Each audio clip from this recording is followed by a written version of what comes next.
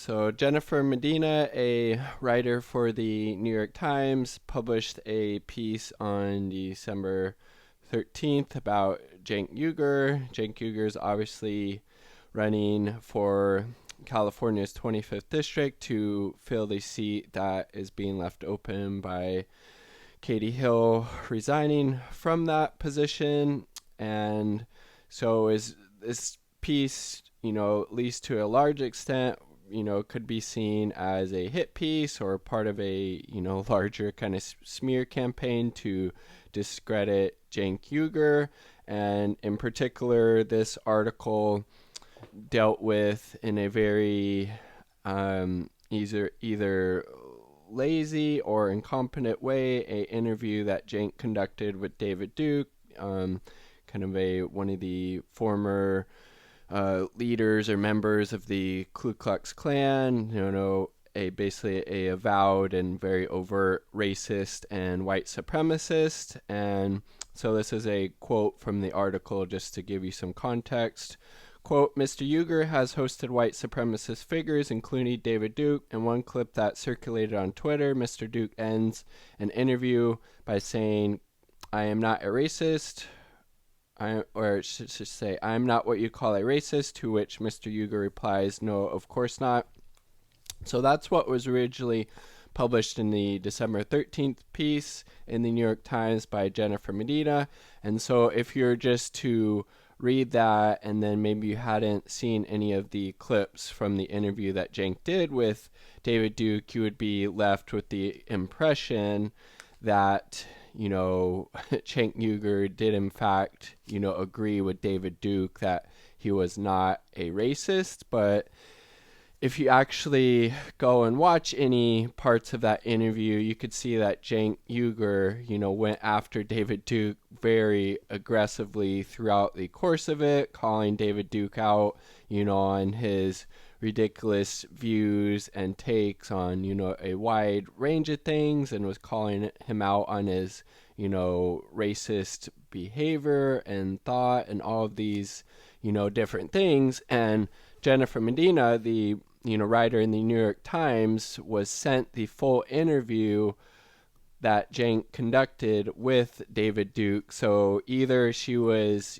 just being inherently lazy and not willing to, put in the work that was necessary to, compose a informed article on Cenk in this, interview, or she did watch the interview and just decided to, paint this narrative anyway. So either way, it's, very troubling, this hit piece that was put out by the New York Times, on Cenk Uygur. And after, they received, a lot of pushback and pressure from, a lot of people that were, wanting them to make some type of correction or retraction for these, egregious mischaracterization, I should say, of, Cenk's stance towards, David Duke with regards to this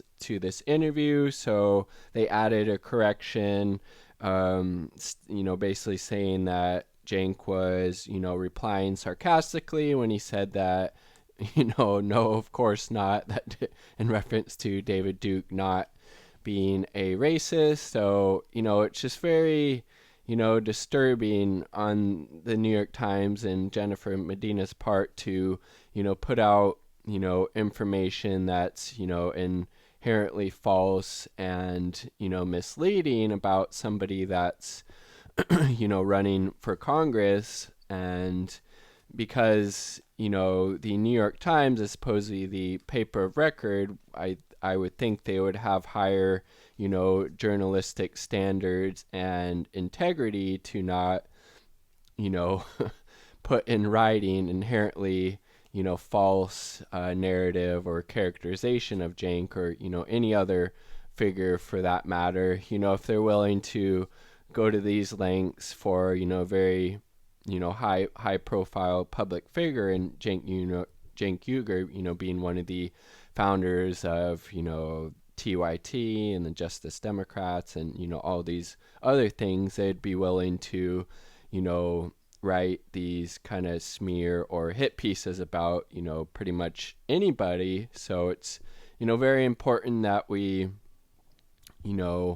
take our news and kind of filter it through a lens. Is it, corporate news that's going to, uphold the status quo and the, establishment? Is it going to be misleading or mischaracterizing different things? So, I mean, it's good that the, New York Times bowed to the public pressure they were receiving about this, egregious journalistic malpractice that Jennifer, Medina exhibited in this hit piece on Cenk Uygur, but it shouldn't have happened in the first place. Where was, the editors at the, New York Times or whoever, maybe reviewed her paper or her piece, before it was published? What's going on at the New York Times to allow stuff like that to get printed that's, inherently false and,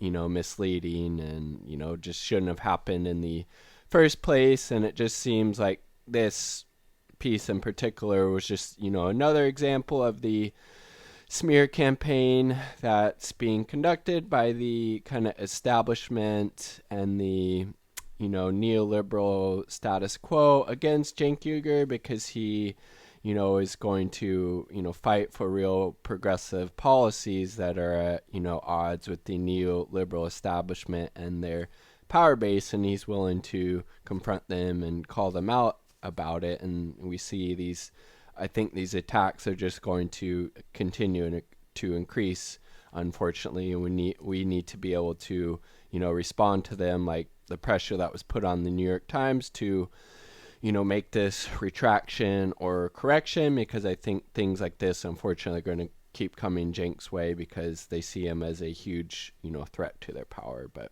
anyways, I could keep going on about this. It's kind of fascinating, but also very disturbing at the same time. I would love to hear your thoughts on this in the comment sections down below, and help me get to 50 subscribers, because once I do, I will take a polar plunge in a local river here, and it is currently winter in the Pacific Northwest, so it would be quite chilly. But once I get to 50 subs, I will do that and record it on the GoPro.